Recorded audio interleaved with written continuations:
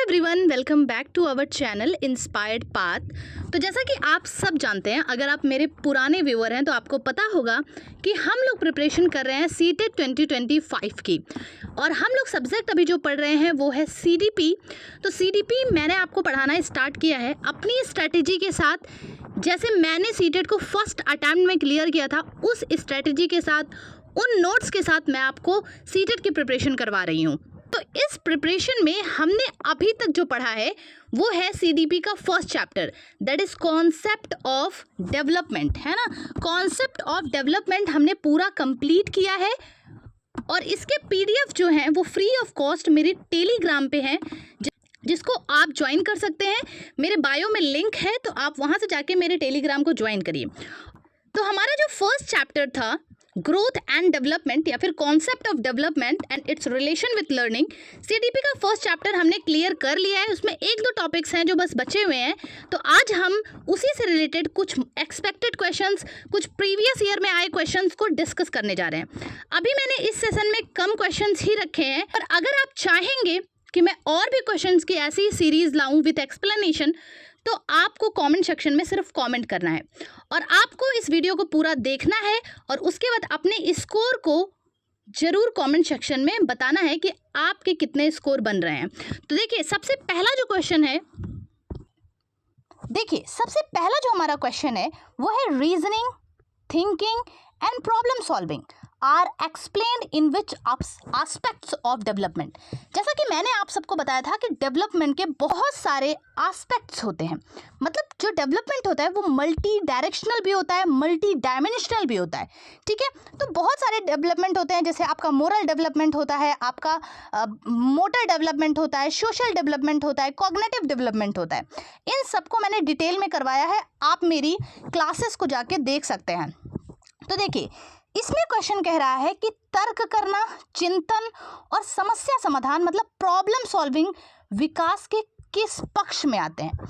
Moral development में तो ऐसा नहीं होगा। मोरल डेवलपमेंट में तो वो आता है ना जिसमें हमें एक बच्चे के अंदर ये चीज़ का डेवलपमेंट हो जाए, इस चीज़ को वो बच्चा जानने लगे कि क्या राइट है, क्या रॉन्ग है ना। और मोटर डेवलपमेंट में तो आपको बताया था ये फिजिकल डेवलपमेंट के अंदर आता है, जब बच्चा फिजिकली ग्रो करता है। सोशल डेवलपमेंट जब बच्चा सामाजिक रूप से डेवलप करता है। कॉग्निटिव डेवलपमेंट संज्ञानात्मक विकास, इसी को इंटेलेक्चुअल डेवलपमेंट भी कहते हैं। कॉग्निटिव डेवलपमेंट में आपके ब्रेन में जितनी भी चीज़ें ब्रेन से रिलेटेड होती हैं वो आती हैं, आप ऐसे याद रख सकते हैं इसे। तो प्रॉब्लम सॉल्विंग आप ब्रेन से करोगे, थिंकिंग आप ब्रेन से करोगे, रीजनिंग आप ब्रेन से करोगे, है ना। तो ये ऑप्शन इसमें एकदम क्या होगा, करेक्ट होगा। तो option D is correct. Okay, चलिए नेक्स्ट क्वेश्चन पे चलते हैं। The next question is which of the following statement represent the characteristic of development. इसमें से कौन सा डेवलपमेंट के कैरेक्टर को रिप्रेजेंट करता है। देखिए, मैंने आपको पहले ही बताया, जो डेवलपमेंट होता है और जो ग्रोथ होता है, इन दोनों में बहुत सारे डिफरेंसेस होते हैं, ठीक है। देखिए, हम एलिमिनेट करते हैं, क्वेश्चन को हमेशा एलिमिनेट करके करिए। ओके, एलिमिनेशन मेथड आपके बहुत काम आता है अगर आप कोई ऑब्जेक्टिव एग्जाम्स को दे रहे हो। सीटेट में भी इस एलिमिनेशन मेथड आपको हमेशा यूज़ करना चाहिए। सबसे पहला, डेवलपमेंट की विशेषता, मतलब कौन सा इसमें डेवलपमेंट का कैरेक्टरिस्टिक है। मैंने डिटेल में सारा कैरेक्टरिस्टिक विशेषताएं कराई हैं, आप प्रीवियस क्लास जाके देख सकते हैं। सबसे पहला, ये मात्रात्मक पक्ष है, मतलब ये क्वांटिटेटिव एस्पेक्ट है। मैंने आपको पहले ही बताया है, डेवलपमेंट कभी भी क्वांटिटेटिव नहीं हो सकता है, ठीक है, हमेशा क्वालिटेटिव होता है। डेवलपमेंट को आप नाप नहीं सकते हैं, कितना डेवलपमेंट हो रहा है ये नापा नहीं जा सकता है। एक बच्चे में कितना डेवलपमेंट हो रहा है, कितना मोरल डेवलपमेंट हुआ, कितना सोशल डेवलपमेंट हुआ, इस चीज़ को आप मेज़र नहीं कर सकते हो। लेकिन हाँ, अगर ब्रेन है ना, आईक्यू को नापा जा सकता है, ठीक है, आईक्यू को नाप सकते हैं, तो हम आईक्यू को मेज़र कर सकते हैं, ठीक है। लेकिन मोरल डेवलपमेंट कितना हुआ, आपके अंदर सोशल डेवलपमेंट कितना हुआ, इस चीज़ को हम मेज़र नहीं कर सकते। सेकेंड है, यह मापनीय नहीं है। तो ये सही लग रहा है हमें अभी तक, तो ये मापनीय नहीं है, पर आईक्यू जो है वो बच्चों का नापा जाता है। ये दीर्घकालिक प्रक्रिया है, मतलब it is a life long process, ठीक है। डी जो है, देखिए, पूरा ऑप्शन पढ़ने के बाद ही सही का डिसीजन लेंगे कि क्या बहुत ज़्यादा अप्रोप्रिएट है, ठीक है। ये केवल शारीरिक विकास को दर्शाता है, मतलब ये सिर्फ फिजिकल डेवलपमेंट को ही शो करता है। तो ऐसा नहीं है, डेवलपमेंट का मतलब सिर्फ फिजिकल डेवलपमेंट नहीं है, डेवलपमेंट के बहुत सारे एस्पेक्ट होते हैं, मैंने आपको बता दिया। मोरल डेवलपमेंट भी होता है, आपका लैंग्वेज डेवलपमेंट भी है, सोशल डेवलपमेंट भी है, बहुत सारे डेवलपमेंट है। तो इसमें सबसे अप्रोप्रिएट है सी ऑप्शन, कि विकास जो होता है वो दीर्घकालिक, मतलब it is a life long process, जीवन भर चलने वाली प्रक्रिया है ना। मैंने आपको बताया था डेवलपमेंट वूम टू टूम होता है, माँ के गर्भ से शुरू होकर और मृत्यु तक आपके अंदर कुछ ना कुछ विकास होता रहेगा, डेवलपमेंट चलता रहेगा। तो सबसे देखिए, कभी कभी ऐसा हो सकता है कि आपको दो ऑप्शंस ठीक लगे, पर जो बहुत ज़्यादा अप्रोप्रिएट होता है, हम हमेशा अप्रोप्रिएट की तरफ ही चलते हैं। तो यहाँ पे सी ऑप्शन सबसे ज़्यादा अप्रोप्रिएट है, तो option C is correct. Third जो है, ध्यान से पढ़िएगा इस क्वेश्चन को, ध्यान से देखिएगा। The development period in which peer opinion become more important than family and internalized norms are questioned is known as, मतलब जिस अवस्था में विकास की, जिस अवस्था में परिवार की तुलना में आपके जो पीयर ग्रुप होते हैं, मतलब आपके जो सहकर्मी होते हैं, ठीक है, आपके जो फ्रेंड्स होते हैं, उनकी राय जो होती है वो ज़्यादा इंपॉर्टेंट लगने लगती है। ऐसी डेवलपमेंट की कौन सी स्टेज होती है? आपको बहुत सारी स्टेज पढ़ाई गई है, आपको इन्फेंसी पढ़ाया गया है, लेटर चाइल्डहुड है ना, अर्ली चाइल्डहुड, उसके बाद आपको एडोलसेंस पढ़ाया गया है। तो एडोलसेंस में मैंने आपको बताया था कि एडोलसेंस में बच्चा जो होता है वो बहुत सारे सवाल उठाने लगता है, जैसे आंतरिक मानदंडों, इंटरनलाइज्ड नोम्स का मतलब है जैसे कुछ समाज में जो प्रथाएं बनाई गई हैं, जैसे लड़कियां ही खाना बनाएंगी, है ना। तो बच्चा जो एडोलसेंस होता है, बच्चा भी नहीं कह सकते, जो एडोलसेंस होते हैं, जो एडोलसेंस के स्टेज पे पहुंचता है, तो वो इन मानदंडों पर सवाल उठाने लगता है कि ऐसा क्यों होता है, सिर्फ लड़कियां ही खाना क्यों बनाती हैं, लड़के क्यों नहीं बना सकते, या फिर ये ऐसा क्यों है, इसको ऐसे भी हो सकते थे। और उन्हें परिवार से ज़्यादा अपने दोस्तों की राय इंपॉर्टेंट लगती है। तो ऑप्शन यहाँ पे है, इसका ऑप्शन है infancy, middle childhood, early childhood या एडोलसेंस। तो option D is correct, adolescence इसका आंसर करेक्ट होगा, ठीक है। फोर्थ है, in which development stage do children begin to show independence, identity formation and abstract thinking. यहीं से आपको बहुत सारी चीज़ें क्लियर हो गई। मैंने आपको बताया था कि विकास की कौन सी अवस्था में बच्चा स्वतंत्र रहना, मतलब इंडिपेंडेंट बनना चाहता है, अपनी पहचान, आइडेंटिटी क्राइसिस जिसे कहा है एरिक्सन ने, और स्थापना, अमूर्त चिंतन करने लगता है, एब्स्ट्रैक्ट थिंकिंग, मतलब उसके सामने चीज़ें नहीं है फिर भी उसके बारे में वो सोच पाएगा। तो ये जो कैरेक्टर है वो आपके एडोलसेंस मतलब किशोरा अवस्था का है। ओके, नेक्स्ट क्वेश्चन पे चलते हैं। नेक्स्ट क्वेश्चन है, मैच्योरेशन रिफर्स टू, परिपक्वता से क्या तात्पर्य है? परिपक्वता क्या होती है, मैच्योरेशन क्या होता है? मैंने आपको पहले ही बताया था, मैच्योरेशन मतलब होता है अनफोल्डिंग ऑफ जेनेटिक कैरेक्टर, ठीक है, जेनेटिक कैरेक्टर का अपने आप अनफोल्ड होना, ठीक है, उसे आप मैच्योरेशन कहते हो। मतलब जैसे आपको मैंने बताया था कि आपके हाथ और पैर ऑटोमेटिक मैच्योर होते हैं एक टाइम पीरियड के साथ, आपको किसी भी एक्स्ट्रा सपोर्ट की ज़रूरत नहीं देनी पड़ती है। बच्चा कब चीज़ों को पकड़ेगा, कब चलना शुरू करेगा, इन सब में आपको बहुत ज़्यादा एक्स्ट्रा सपोर्ट नहीं देना होता है कि आप सपोर्ट दोगे तभी वो स्टार्ट होगा, नहीं, जो जेनेटिक कैरेक्टर हैं वो अनफोल्ड धीरे धीरे होने लगते हैं। तो ऑप्शन देख लेते हैं।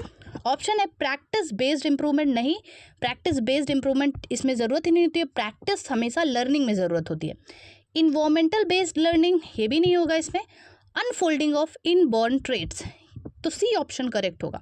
मोटिवेशन बेस्ड लर्निंग, ये भी नहीं होगा, ठीक है। मैंने आपको बताया था मैच्योरेशन और लर्निंग में डिफरेंस होता है। मैच्योरेशन में आपके जो इनबॉर्न ट्रेट्स होते हैं वो ऑटोमेटिक, मतलब जो जेनेटिक कैरेक्टर होते हैं वो automatic time to time infold होते रहते हैं, पर जो आपका लर्निंग होता है, लर्निंग में हमेशा प्रैक्टिस की ज़रूरत पड़ती है, और मैच्योरेशन और लर्निंग दोनों मिलकर ही डेवलपमेंट करवाते हैं। नेक्स्ट क्वेश्चन है, during which period does abstract thinking develop? अमूर्त चिंतन किस अवस्था में विकसित होता है? बच्चा अमूर्त चिंतन करने लगता है, तो ये तो एडोलसेंस अभी जस्ट हमने पढ़ा है, ठीक है। देखिए सेवेंथ क्वेश्चन है, थोड़ा बड़ा क्वेश्चन है। सेवेंथ है कि व्यक्ति की आनुवंशिकता से संबंधित कारक, ठीक है, मतलब heredity of an individual and source of an environmental context. बोल रहा है कि व्यक्ति की आनुवंशिकता से संबंधित कारक और पर्यावरणीय संदर्भों से संबंधित स्रोत, मतलब factor related to heredity of environment. आनुवंशिकता, किसी व्यक्ति की आनुवंशिक प्राकृतिकता से संबंधित कारक और पर्यावरणीय संदर्भों से संबंधित स्रोत। तो ऑप्शन पढ़ते हैं कि क्या ऑप्शन सही होगा इस पे। तो नो इन्फ्लुएंस ऑन डेवलपमेंट, विकास पर कोई प्रभाव नहीं पड़ता, मतलब हेरिडिटी और इन्वायरमेंट का विकास पर कोई प्रभाव नहीं पड़ता है। तो ये क्वेश्चन डायरेक्ट ही गलत है, ऐसा नहीं है। हेरिडिटी और इन्वायरमेंट दो बहुत बड़ी चीज़ें होती हैं जो हमारे डेवलपमेंट सबसे ज़्यादा इंपॉर्टेंट रोल प्ले करती हैं। बी है interact in complex way to share development, मतलब एक जटिल तरीके से पारस्परिक क्रिया करके विकास को आकार देता है। इसका मतलब है जो हेरिडिटी है और जो इन्वायरमेंट है ये एक कॉम्प्लेक्स वे में एक दूसरे से इंटरैक्ट करते हैं और डेवलपमेंट मतलब डेवलपमेंट को एक शेप देते हैं, डेवलपमेंट करवाते हैं। तो ये ऑप्शन आपका बिल्कुल करेक्ट है, बट हम और भी ऑप्शंस देख लेते हैं। देखिए लिखा है ना तो कभी पारस्परिकता करते हैं और ना ही विकास को प्रभावित करते हैं, नेवर इंटरैक्ट और इम्पैक्ट डेवलपमेंट। तो ये तो जिसमें नेवर वर्ड आ जाए और ना वर्ड आ जाए ना तो समझ लीजिएगा वो क्वेश्चंस ज़्यादातर रॉन्ग ही होते हैं। Have very minimal impact of development, तो ये भी गलत है, मिनिमल नहीं बहुत ज़्यादा इम्पैक्ट पड़ता है। तो आपका ऑप्शन नंबर जो बी है वो सही है। ठीक, इसके बाद जो हमारा नेक्स्ट क्वेश्चन है वो है बहुत ही इंटरेस्टिंग क्वेश्चन है, किस उम्र में बच्चों के क्रियाकलाप प्रमुखता बड़ी मांसपेशियों के स्थूल गति मतलब ग्रॉस मोटर स्किल्स जो होती हैं के प्रयोग पर केंद्रित होता है बजाय सूक्ष्म मतलब फाइन मोटर स्किल। मतलब बच्चे की वो कौन सी स्टेज है जिसमें बच्चा ग्रॉस मोटर स्किल का यूज़ ज़्यादा करता है, फाइन मोटर स्किल का कम। सबसे पहले आपको मैं ग्रॉस और फाइन मोटर स्किल बता देती हूँ। ग्रॉस मोटर स्किल जिसमें बच्चा बड़ी मांसपेशियों का यूज़ करता है, जैसे मान लीजिए साइकिल चलाना हुआ, ठीक है, दौड़ना हुआ, इन सबको ग्रॉस मोटर स्किल कहते हैं। फाइन मोटर स्किल जैसे पेंसिल पकड़ना तो बहुत छोटी मसल्स का यूज़ हो रहा है ना, तो उसे फाइन मोटर स्किल कहते हैं। तो ये पूछा है किस उम्र में बच्चे फाइन मोटर स्किल की जगह ग्रॉस मोटर स्किल का यूज़ करते हैं। तो देखिए आपने देखा होगा कि कोई छोटा बच्चा है, ठीक है, आपने देखा होगा कि कोई जब छोटा बच्चा होता है तो आप जब उसे पेंसिल पकड़ाओगे ना या फिर कोई भी चीज़ पकड़ाओगे तो वो अपनी छोटी मसल से नहीं पकड़ने की कोशिश करेगा बल्कि अपने पूरे हाथों से पकड़ने की कोशिश करेगा। आप देखते हैं छोटे बच्चे जो होते हैं जब मुट्ठी में किसी चीज़ को पकड़ते हैं तो बहुत टाइटली वो पकड़ते हैं, है ना। तो इसका मतलब है कि उस टाइम वो बहुत मतलब फाइन मोटर स्किल का यूज़ ना करके ग्रॉस मोटर स्किल का यूज़ करते हैं।